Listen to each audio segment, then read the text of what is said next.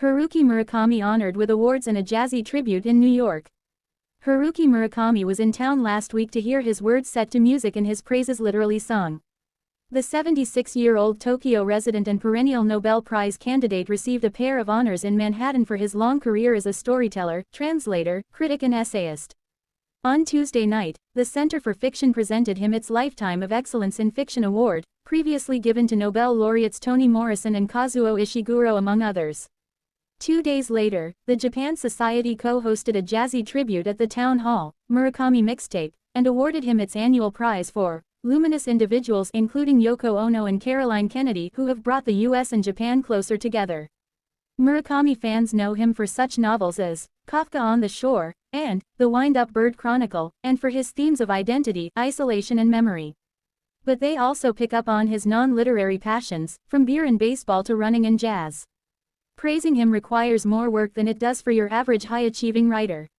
At the Center for Fiction Gala, held at the downtown Cipriani 25 Broadway, longtime Murakami admirer Patti Smith introduced the author with the ballad, Wing, and its lofty refrain, and if there's one thing I could do for you, you'd be a wing in heaven blue.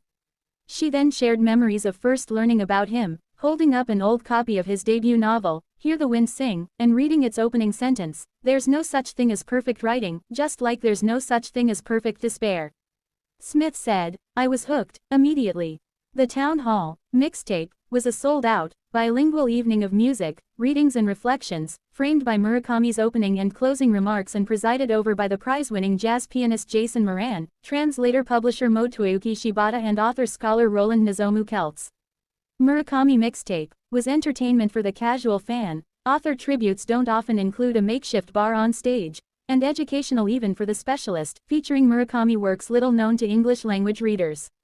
Keltz reading in English and Shibata reading in Japanese selected fiction and non-fiction passages for Moran and his accompanists to weave through and around. They read from the surreal, hard-boiled Wonderland and the End of the World, and the memoir, What I Talk About When I Talk About Running. But they also highlighted such rarities as the short story, the 1963-1982 Girl from Ipanema, in which the narrator shares a drink with the bossa nova muse, and an old essay about New York before Murakami had ever seen it. Does New York City really exist? Murakami wondered. I don't believe, 100%, the existence of the city. 99%, I would say. In other words, if someone came up to me and said, you know, there's actually no such thing as New York City, I wouldn't be that surprised.